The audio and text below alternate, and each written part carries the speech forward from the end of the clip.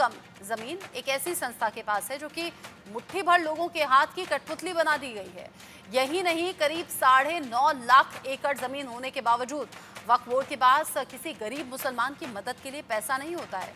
केंद्र का कहना है कि वक्फ बोर्ड संशोधन बिल से अल्पसंख्यकों का ही हित होगा। बिल में एक खास बात यह भी है कि बोहरा और आगा खानी मुस्लिमों के लिए वक्फ की बजाय एक अलग बोर्ड बनेगा।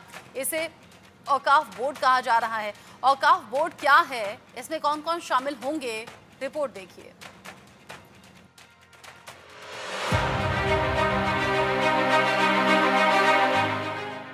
लोकसभा में पेश वक्फ बोर्ड बिल अटक गया है। अब यह संयुक्त संसद समिति यानी कि जेपीसी को भेजा जाएगा। बिल पर विपक्षी दल आपत्ति जता रहे हैं। वहीं केंद्र का कहना है कि इससे अल्पसंख्यकों का हित ही होगा।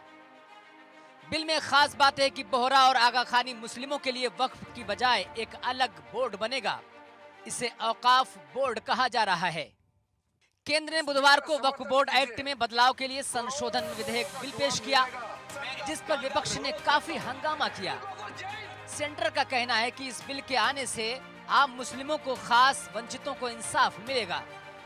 साथ ही वक्फ बोर्ड के कामों में पारदर्शिता रह सकेगी। विधेयक में कई खास बातें हैं, जैसे महिलाओं को ज्यादा जगह देना और बोहरा और आगा खानियों के लिए औकाफ बोर्ड बनाना। औकाफ वक्फ का ही पर्यायवाची है, लेकिन इसे विस्तृत अर्थों में लिया जाता है। इन मुस्लिम समुदायों की तरफ से वक्फ बोर्ड की मनमर्जी और संपत्ति हड़पने जैसे आरोप लग चुके हैं।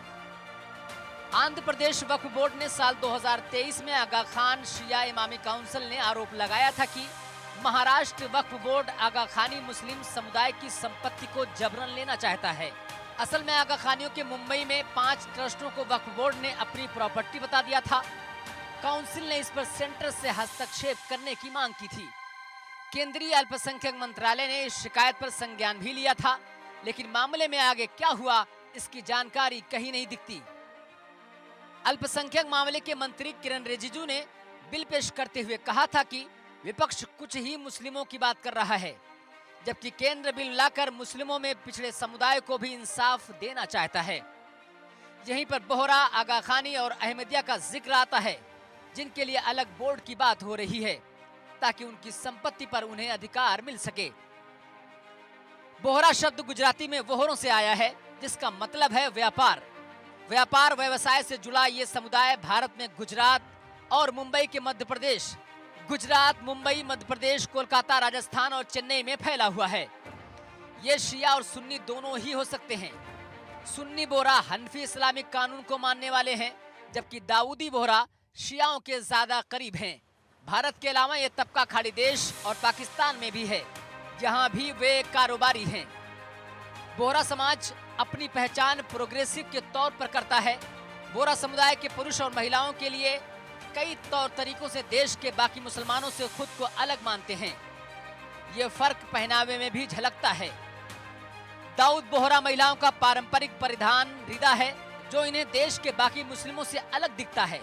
ये महिला के चेहरे को पूरी तरह नहीं ढकता, बल्कि इसमें एक छोटा पल्ला होता है, जिसे पर्दी कहते हैं। ये एक तरफ मुड़ा हुआ होता है ताकि खुद ही महिला का चेहरा ज्यादा ना दिखे। बता दें कि रिदार काले रंग के अलावा बाकी किसी भी रंग का हो सकता है। पुरुष 3 हिस्सों वाली पोशाक पहनते हैं, जिसमें अंग रंग की तरह कुर्ता, ओवरकोट की तरह दिखने वाला साया और पैंट को इजार कहते हैं। पुरुष गोल्डन या सफेद टोपी भी पहनते हैं, जिस पर बारीक कढ़ाई की होती है। कारोबारी होने की वजह से बोहरा वैसे तो बाकियों से खूब मिलते हैं, लेकिन निजी तौर पर वे एकदम अलग थलग रहते हैं। समुदाय में बाहर शादियां अब भी नहीं के बराबर है। साथ ही बोहराओं की मस्जिदों में आमतौर पर दूसरे लोग प्रवेश नहीं कर सकते। इस्माइली या आगा खान मुस्लिम भारत समेत दुनिया के 35 देशों में बसे हुए हैं। दुनिया भर में इस मुस्लिम समुदाय के लोगों की आबादी करीब 1.5 करोड़ के ऊपर है। आगा खानी लगभग 1000 साल पहले अफगानिस्तान के खैबर प्रांत से सिंध आए और भारत में बस गए। इनकी आधिकारिक वेबसाइट द इस्माइली में इस बारे में काफी बातें मिलती हैं। ये अकेले शिया मुस्लिम हैं जो जीवित इमाम को मानते हैं। इस समुदाय की एक बात काफी अलग है कि ये सार्वजनिक तौर पर नमाज अदा करते कम ही दिखते हैं। इनके कई और धार्मिक तौर तरीके बाकियों से थोड़े से अलग हैं। जैसे जरूरत पड़ने पर नमाज के लिए जगह की कमी या किसी और मौके पर महिला भी पुरुषों के साथ नमाज पढ़ सकती हैं। ये समुदाय पूरे महीने रोजे का उतनी कट्टरता से पालन नहीं करता। इस्माइली मुस्लिमों के लिए हज पर जाना वैकल्पिक है। ये पूरी तरह से उनकी मर्जी पर होता है। इनके अलावा अहमदिया मुस्लिमों को भी वक्फ में अलग से जगह दी जा सकती है। मुस्लिमों के इस तबके पर काफी विवाद रहा।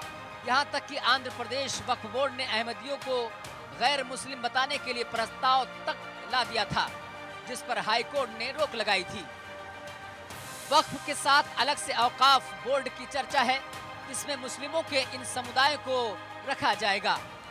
औकाफ भी अरबी शब्द है जिसका अर्थ अल्लाह के नाम पर दान ही है। मूल तौर पर वक्फ और औकाफ एक ही हैं। ऐसे में समझ सकते हैं कि फिलहाल सुन्नी और शिया वक्फ बोर्ड है, लेकिन सेंटर में बोहरा और आगा खानी वक्फ की बात करते हैं। वक्फ की संपत्ति का संचालन करने के लिए वक्फ बोर्ड बने हैं। देश भर में करीब 30 वक्फ बोर्ड हैं जो उस राज्य या केंद्र शासित प्रदेश में वक्फ संपत्तियों का प्रबंधन करते हैं। सभी वक्फ बोर्ड अधिनियम 1995 के तहत काम करते हैं। वक्फ कोई भी चल या अचल संपत्ति हो सकती है जिसे इस्लाम को मानने वाला कोई भी व्यक्ति धार्मिक कार्यों के लिए दान कर सकता है। इस दान की हुई संपत्ति का कोई भी मालिक नहीं होता। दान की हुई इस संपत्ति का मालिक अल्लाह को माना जाता है, लेकिन उसे संचालित करने के लिए वक्फ बोर्ड बनाए गए हैं। Bureau report, India news.